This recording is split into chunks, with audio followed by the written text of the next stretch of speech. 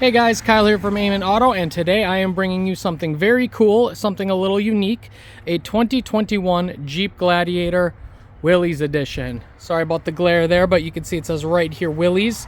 A lot of you watching this will know, but for those of you that don't, the Willys package on the Gladiator or the Jeep Wrangler, a lot of things that I say about this vehicle will mimic the Wrangler, because essentially it's a Wrangler with a bed. Slightly different frame, is stretched obviously, but still body on frame. I mean, it's a Wrangler with a bed. And so what the Willys is, though, is it's a step up from your Sport S or your Sahara in terms of off-road capability, but not quite like a full-blown Rubicon. So what this actually gives you is it gives you 32-inch tall mud terrain tires. Having this for about a month now, I can tell you these mud terrains are very loud. But, I mean, they do look really awesome. I'm not going to lie. I've had a lot of compliments on this vehicle, and I think it has something to do with tires. The Willys also gives you these rock rails. Down the whole side of the cab, you can see you get rock rails. You do not get them, at least in 2021, under here. This would have been nice. The first thing that's going to get nailed is that muffler there. But you also do get the rock rails. You do get an upgraded suspension. It has Rubicon shocks. And you also get a limited slip rear differential. It almost acts like a locker. The new ones, this is a 2021, remember, you do get a full switch inside where you can manually lock it. This is an automatic locking diff. But either way, you still get a locking rear differential. That's something you won't get if you just get a Sport S. I don't believe the Sahara has it either. So you got to get an off-road trim, a Mojave, a Rubicon, or Willys to get that rear locker. No front locker available. That's, of course, they have to save something for the Rubicon. But it does give you also the satin black grille. I think this satin black looks really nice. With this granite crystal, you can see in the sun, has a nice shine to it. I am still a believer. This is my own personal vehicle. I bought it because this is what was available, but I wish I could have got a hydro blue. A fun, bright color, I think, is more fitting on Jeeps. It's a very nice color. It looks great with the black wheels. It has this dark look to it. And I do like that it means that this roof back here, this hardtop, is black. And so at least if you get a blue or a white, I think it contrasts pretty harshly. The dark color at least helps with that. But anyway, back to the front, you do get the black satin grille. And a little bit of trivia for you guys. Even though the front end right here looks just like a Wrangler, if you look close, these grill slot openings are actually a little bit wider than that on a Jeep Wrangler. And that's because for additional cooling. A Wrangler now in 2025 or 2024, certain models can tow up to 4,500 pounds. Base towing is 3,500 pounds. Depends on what model you get, what type of rear axle you get. The rear axle being upgraded on the Rubicon is why the Wrangler can tow more. But the Gladiator, this is equipped to tow about 7,000 pounds with 1,300 pounds of payload. So you need extra cooling when you're towing 7,000 pounds. I think some trims can tow up to 7,800, but this is equipped as about 7,000. That's more than enough. You can see why we need a tow rig right here. That's our boat. And that weighs about 3,400 pounds. If you guys are curious, Sea-Doo quotes this at 3,100 pounds dry, but nobody tows their boat dry. There's coolers, there's 30 gallons of fuel in there. It's about 3,500, 3,400 at the end of the day, which I've already done a little towing in this. Not a lot. I just took it, about 10-minute drive, and it tows it. I'm actually surprised very beautifully. Let me look at this powertrain. I'll show you guys what we're looking at. But first, again, trivia. For those that you don't know, Gladiators and Wranglers all have this. Anybody can just walk up and open up your hood. It's not something that you detach or there's nothing inside you pull. It's just these two clips right here and a little hook right here, and it pops right open. Let me show you guys that. Okay, so looking under the hood, the Gladiator only comes with one engine choice. I believe now it's a V6. You used to be able to get a diesel. Now it's just a 3.6 liter Pentastar V6 8-speed automatic transmission. No hybrid stuff, no plug-ins, no mild hybrid, nothing. It's just a good old 3.6 liter, makes 285 horsepower, and I believe it's 266 pound-feet of torque. I will say, this is, there's a couple bad things about this truck. You guys read the headline. I'll get to that, I promise. But this engine feels very okay. I really actually wish that Jeep would offer a turbocharged option, a Turbo 4. In the Silverado, Colorado, GM has a 2.7 Turbo 4. That is a really, really good engine. There's a lot of low-end torque, where this is kind of a revvy engine. I don't think these high horsepower revvy engines necessarily belong in trucks. Don't get me wrong, 0 to 60 on this is about 7.6 seconds, give or take, and it feels about that. But to make it accelerate that hard, you're putting it to the floor, and it's revving high, and it sounds very okay while doing it. It just doesn't, you know, there's no sporty intentions of this vehicle whatsoever. If you're looking for something that drives a little more on rails, drives a little more car-like, this is probably the last truck you want to look at. But I mean, even options like the Toyota Tacoma, the Ford Ranger, those both are turbocharged 4-cylinders. Some offer hybrid 4-cylinders. And I really think that this day and age, that this motor is starting to get a little long in the tooth. The early ones way back in 2013, 2014 did have camshaft issues to my understanding. But these days, this engine's really well sorted. It's been in minivans for about 12 years now. It's been in Dodge Challengers, Dodge Chargers. Anything in the Stellantis portfolio, they put this thing even in a full-size Dodge Ram. I can't imagine that being an acceptable level of power in a full-size truck, because here it's merely adequate. But when I was towing this boat, I of course had to floor it just to see what kind of power it had, and again, it was very okay. I felt like acceleration probably was about 0 to 60 in about 9.5, 10 seconds. That's the feeling that I had in my butt. I didn't do any instrumented testing. But again, if you're used to towing, if you're used to towing with just normal engines, nothing turbocharged, this won't feel bad. It doesn't feel dangerous. It's just not exciting. It's a very just adequate powertrain that'll do what you need it to do, and ideally it's going to be very reliable doing it. Jeep has had a little bit of a reputation lately for reliability, but I will say the bones of this vehicle should be reliable. This does use the ZF 8-speed automatic transmission. It uses that 3.6 that's been in everything. I mean, Jeep has literally built millions of those engines, and these days it's pretty tucked in terms of reliability. But enough about the powertrain. Let's go around the vehicle. I want to show you guys the bed, because that's the big difference. A lot of you have seen Wranglers. I've done 2 videos on my channel of Jeep Wranglers. So let me show you something. And this is a pretty good view, I think, where you can actually see something I would like to eventually possibly modify.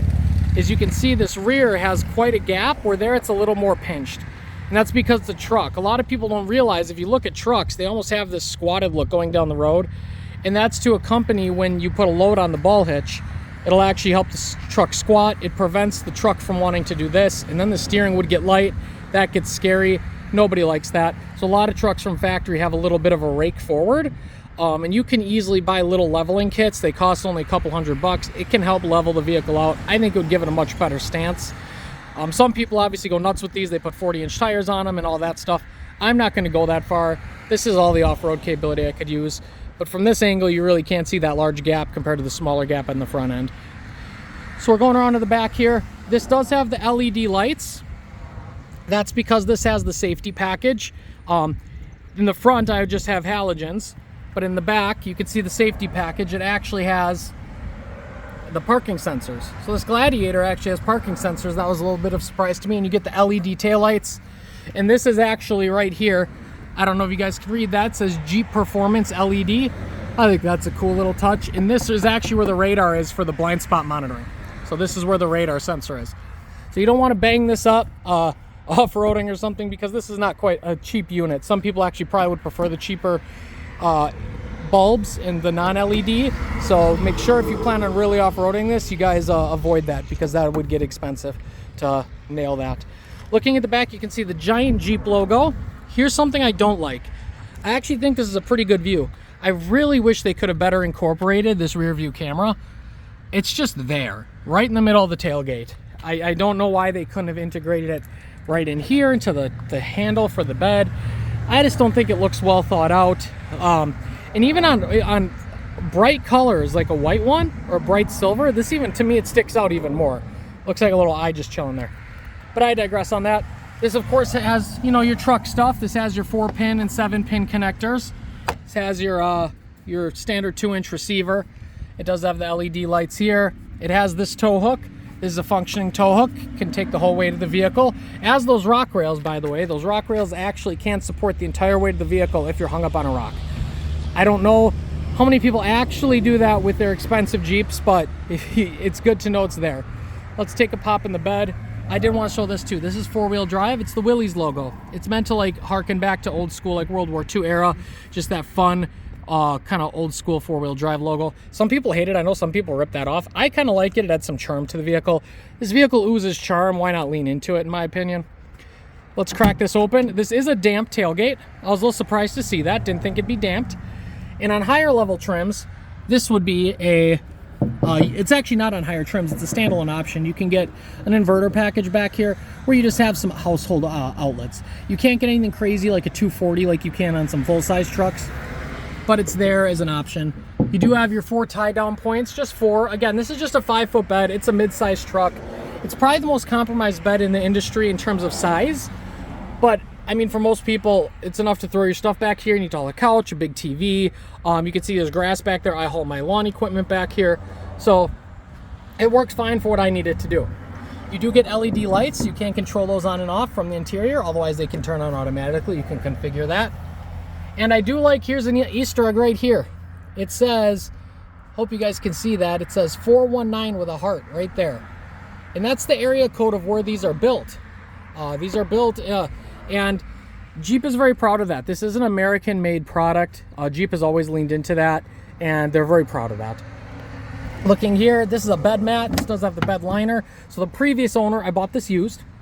Previous owner put a bed liner in it and then threw a mat down. I'm assuming they must have used it quite heavily if they felt the need to even cover that up.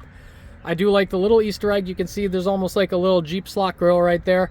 Again, adds charm. This vehicle just oozes charm. You'll see some of that in the interior. Let me close the bed up. I want to show you guys one more thing. Is right here, this might not be odd to you, but if you realize most trucks, I believe actually all trucks, the third tail light is integrated right up there. But because this roof is removable, Jeep didn't want to do that. This window, it's not powered. Excuse me. This window also is not powered, which a lot of competitors it is. There's a couple reasons for that. I do believe Jeep just wants to save cost, but if you put a third brake light up there and you made that power, that's more wiring, that's more complications, that's an extra plug, that's more things to possibly go wrong. Jeep wants this top to be easy to remove, and on the Gladiator it's easier to remove than the Wrangler. If you guys go in here, it's just a few bolts. You can see it right there, right here. There is an outlet to unplug it. And this thing actually lifts off relatively easy. This is actually a lot lighter than the Wrangler. It's still a little unwieldy. I'm not saying you guys can just throw it off and it takes half a second. But in about 4 or 5 minutes, if you're by yourself, this weighs about 40, 50 pounds. If you get in the bed, you can kind of lift it off, carefully set it down. It probably is a one-man job if you're in half decent shape. But let's jump into the interior. You guys have seen the exterior enough. But actually, I want to point to one more thing. This gas tank, I want to point out, this truck does have a 20.9 gallon gas tank. I think that's notable. A lot of competitors are 20 even or 18 or 18 and a half. So it is nice that Jeep gives you that slightly bigger gas tank. I think Jeep does that for a couple reasons. One, the fuel economy on this vehicle is not that great. I will talk about that once I get inside the car. But it's also, people know, or Jeep knows people are going to off-road this. They're going to take it overlanding. They're going to take this out to Moab. They're going to put a roof tent. They're going to put a cap on here, put a rooftop tent on it. They're going to be towing their campers with it. Jeep knows that people who buy these are much more likely to go way off the beaten path than someone in a Ford Ranger, for example. So I like that was a good attention to detail, and Jeep gave you a slightly bigger gas tank. Here, let's pop on the inside. There's so much charm in these things. All right, so stepping in, the first thing I want to point out is look at this. How often do you see these anymore? That's a good old barrel unlock lock system. This does have power locks. It totally has it, but you can still do this old school, and I can't remember the last time I saw this on a modern vehicle. It's usually hidden underneath here in case the battery dies. It's right out in the open. And with this vehicle, unfortunately, that is its own dedicated package. I'll bring my complaints later, I promise. There's usually a button here for keyless access. This car does not have keyless access. You have to unlock it, lock it manually. Very old school. I haven't had to do that in a while. But hopping in, let me just show you guys the door quick. If you got, again, this is Jeep Wrangler 101 here. Nothing too fancy. This is all manual seats. Jeep just started finally offering manual or powered seats. The idea was Jeep says this is supposed to be a completely waterproof interior. You can hose off the interior. So Jeep has always done their best to kind of keep things a little minimalist. And that's why even on high trims for a long time was manual seats. So if you guys get a used one, you're almost certainly getting manual seats. The newest ones, high trims, you can get power seats. Let's hop in though. And that door doesn't sound that solid. But that's okay. It's a Jeep Wrangler. These doors do come off easy. Let me actually open the door and show you guys. If you guys do the 2 bolts on the outside, it's just this one strap right here. That's it. And this bolt right here. Very easy to take the doors off. Again, if you want to take the doors off, it's about probably a minute per door, minute and a half once you get good at it. It doesn't take very long. I like the nuts on the door. It's all just adventurous. You know, even this stuff looks adventurous. But now that we're in here, yeah, it's a Jeep Wrangler in here. But again, it's a Gladiator. Let me start it up here. This does have push button start. So even though it doesn't have keyless access, you do get push button start. The vehicle kind of fires to life. I'm going to close the windows here. You guys can see the window switches are in the middle.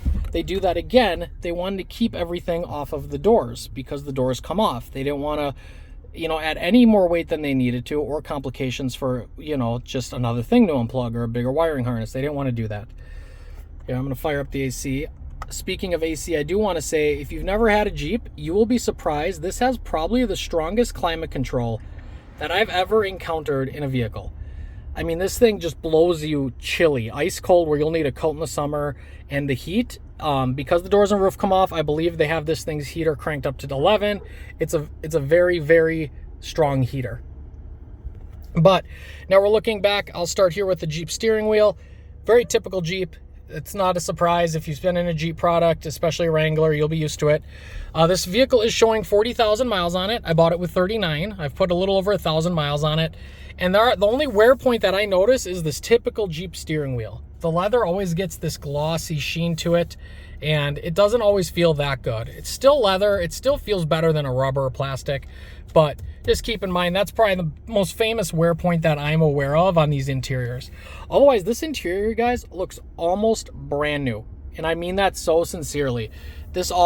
No creaks. Everything, it looks like plastic. It is. It's just a silver plastic that matches the exterior, but man, it is solid. There is no flex anywhere. There's a grab handle here. This is very solid. There's no flex there. That is notable. I've been in its competitor, the Bronco, and there's a lot of flex.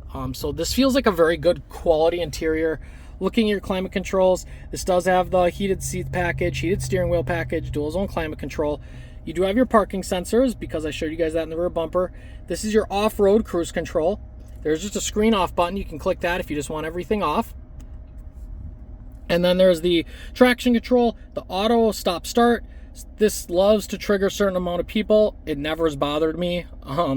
If you do the research on it, auto stop start usually does save fuel over the long run and prevents unnecessarily idling. And then there's just a nice quick mute button. Physical controls, I love it for everything. And I do love that these are real bolts. I say that because if you go in a new Toyota Tacoma or a new 4Runner, as nice as those cars are, they have fake bolts everywhere.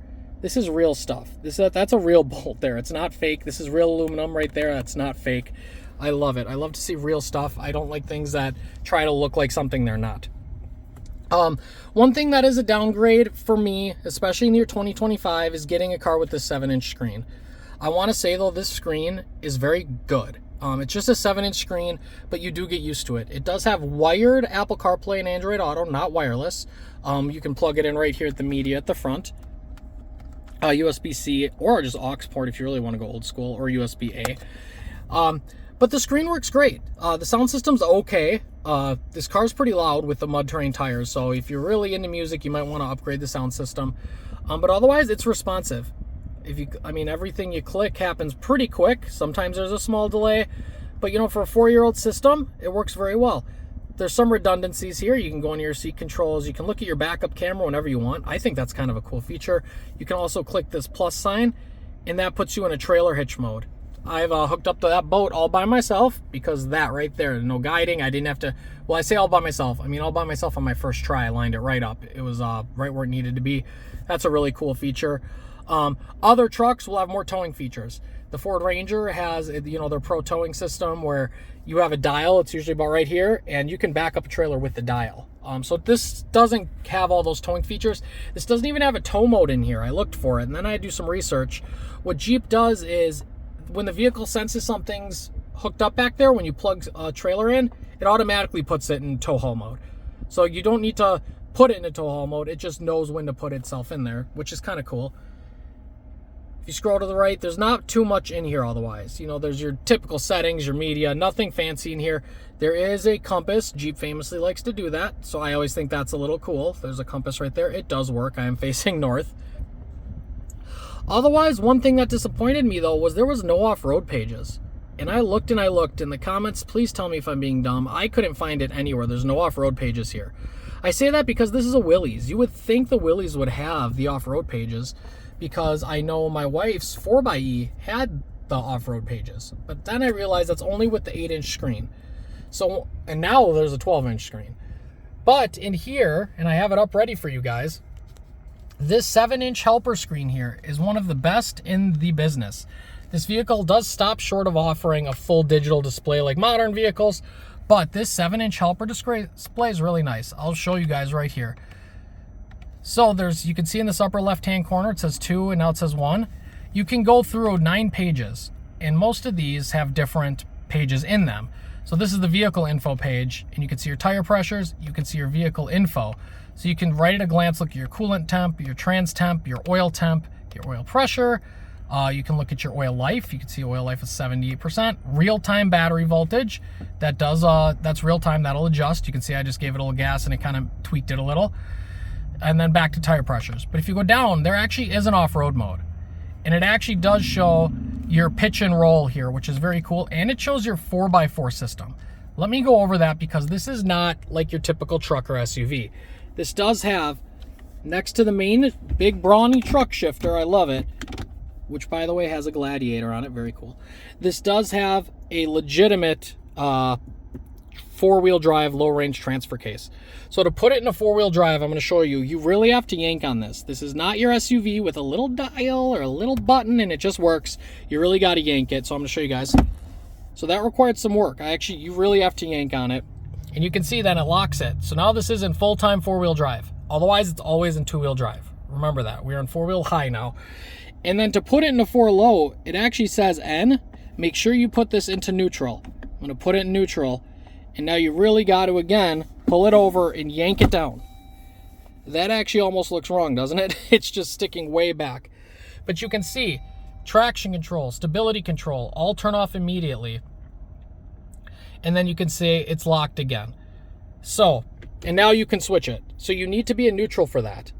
So make sure, you know, if you're someone, you know, who comes from a normal all-wheel drive SUV, you got to remember that this, even putting it back, takes some muscle. This is not just there we go. It almost feels like you're braking it if you're not used to it.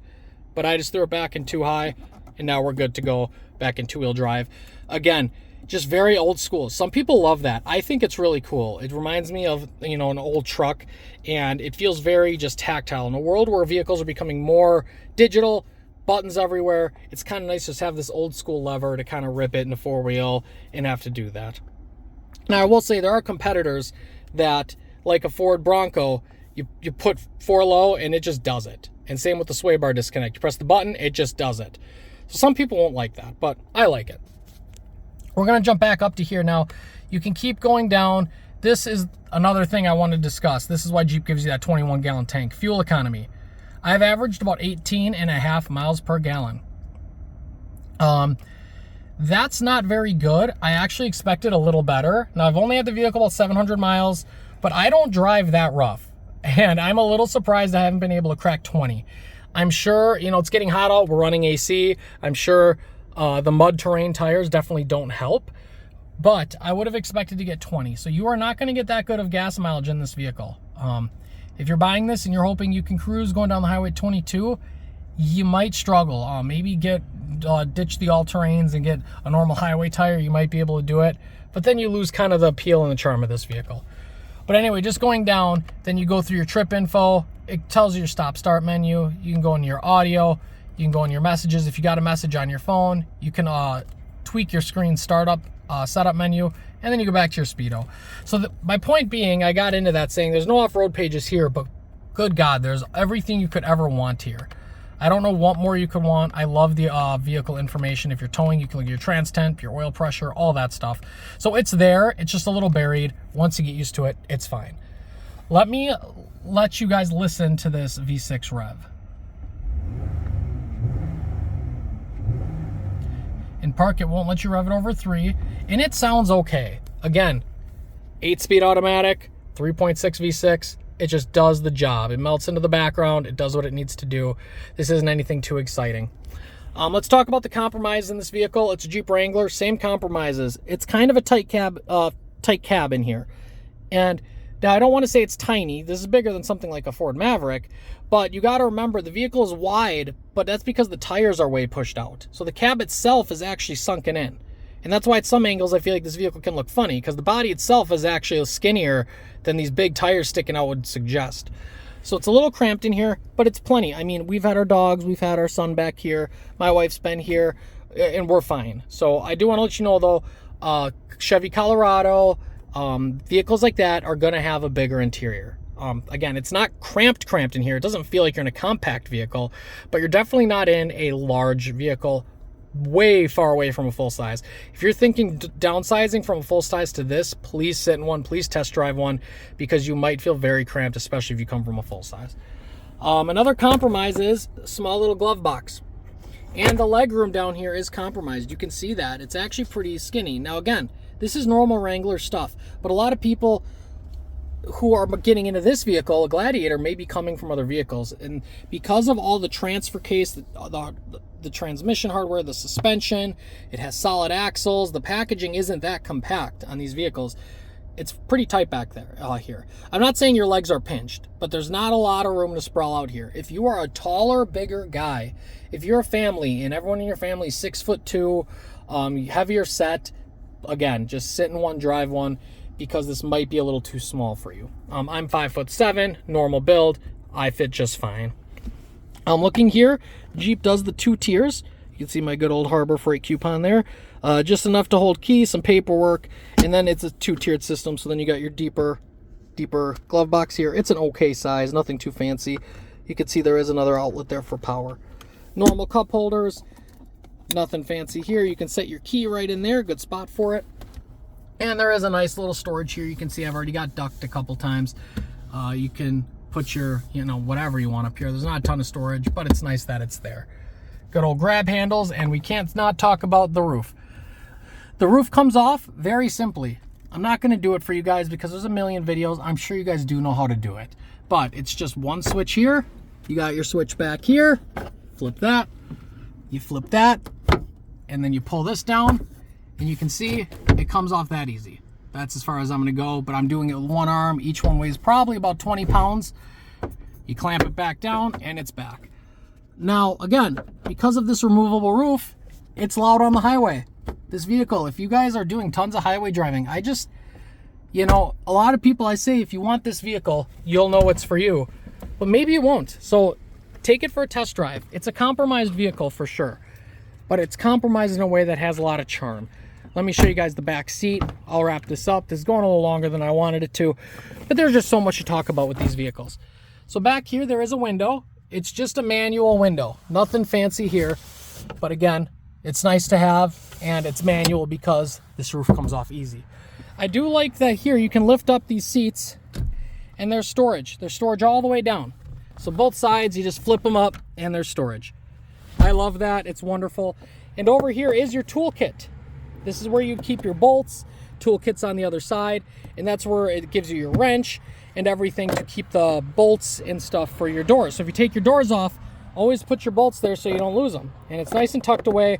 I do like this. A lot of trucks are starting to have this now. The secured underfoot storage kind of almost makes up for not having a trunk. Let me hop back here. Again, grab handle. This has about 10.8 inches of ground clearance, so it's pretty high off the ground. I'm 5'7", so hopping back here, there's plenty of space. This is actually one of the benefits of this vehicle, because it's a Wrangler turned into a truck.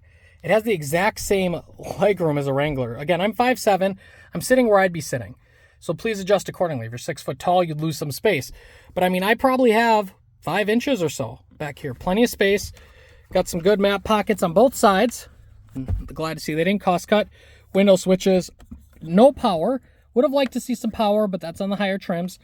And you do get your vents though. Again, Jeep wants to give you the vents on all trims, because if you have the doors off and it's cool out, they want to make sure that the people in the back can still stay warm. Otherwise, that's it, you guys. Nothing fancy. I wish there was a drop down here for some cup holders. Nothing like that, but you do have your cup holders there at least. But a little drop down, that would have been a good attention to detail. Jeep kind of missed the mark there. You do get your big speakers here. I do, again, recommend, if you can, spring for the premium audio. I just don't think that it's quite loud enough. If you have the windows down, you're driving down the highway, the volume doesn't get very loud. The audio system itself is fine. Volume's a little bit of a limiting factor if you're really roaring and trying to blast music. And then, last but not least, you have your lights. These are the lights for the entire interior of the vehicle. Even in the front, if you guys look, there's no lights up there. Because, again, Jeep tries to keep it simple. The roof can come off, so they can't put lights up in that roof. So they put it in this nice roll bar up here in with the speakers. This gives an impression. People who've never been in one of these always think this is so cool. They're like, wow, look at those speakers. And it gives a good impression. Speaking of impression, let me wrap this up, give my final thoughts on the vehicle. And look, on paper, I think this is actually one of the worst trucks you can buy. I say that because, look, brand new, let's apples to apples here, brand new one of these, even with the heavy discounts, this vehicle equipped would be about 53 MSRP today. I bought it way less than that because it's used, of course. But even with discounts, you'd be looking at 47, 48 grand out the door on this.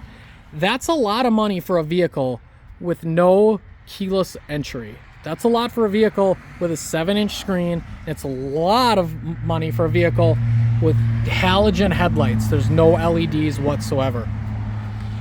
The vehicle's very loud down the highway, in part though because of these wheels, and that's the trend of this vehicle. It's the same story with Jeeps. These are very compromised vehicles because of what they are. A Chevy Colorado, you get more for your money. You get better fuel economy. You get more horsepower. You get a nicer interior. You get fancy LED headlights. I mean, you get more payload. I mean, in terms of, like, if you just want the best truck on paper, go get a Chevy Colorado or even a Toyota Tacoma. I would recommend, but those have gotten very expensive as well. It's just hard to actually recommend these. And to me, it's like, look, if you know you want one, then you know you want one. Then you don't cross shop. I can't imagine someone actually cross shopping these, because this is for people who want a Jeep, in my opinion, Jeep Wrangler, but need more, similar to us. We just wanted more. We wanted more tow capacity, wanted more capability, but we still wanted all the fun stuff. People wave at you. Other Jeep people wave. If you don't know, that's a thing. Everyone does this when you drive past. The roof comes off. The doors come off really easy. This has a front solid axle along with a rear. It's the only vehicle along with the Wrangler that has that. No other vehicle on the market has that. Correct me if I'm wrong. This has skid plates all underneath. This has, I mean, if you guys look, approach angle, there's nothing here. Find another vehicle where the whole front tire is just exposed to the air like that. Almost everyone has a full body right here. So it's compromised. The fuel economy stinks because it's not aerodynamic. You know, if you look at this windshield, you're going to get a lot of bugs because, you know, another truck probably has another 5-10 degrees of rake. Helps with being quiet, helps with fuel economy, helps with efficiency. But again, that's not what this is designed to be. This is designed to be more of a lifestyle vehicle. It's meant to have a certain look. It's meant to be off-roady. So I challenge you guys, drive one. You'll know right away if it's for you or not. It's arguably the coolest truck you can buy, while at the same time being the worst truck you can buy. And so it's kind of up to you guys. I recommend buying them used. This was a 2021. I got warranty on it, and with 40,000 miles, I don't see having an issue, and I saved a ton of money. I paid about $30,000 for this vehicle, to be transparent. With a sticker price of 48 grand, that means it depreciated about $18,000 in 4 years with 40,000 miles. So I think it was a pretty good deal, you guys. Let me know if you guys have any questions or comments. Like I said, I've put 1,000 miles on this. So I'm kind of getting out of the honeymoon phase, but I still love it. I still love this truck. It's so cool. If you know you want one, you already know. And if you're on the fence, please test drive it, because some people do buy these and they just hate it. And again, it's a lifestyle thing. You either get it or you don't. But anyway, guys, I've rambled long enough. I'll catch you in the next one. Please comment. Let me know if you have any questions. Peace.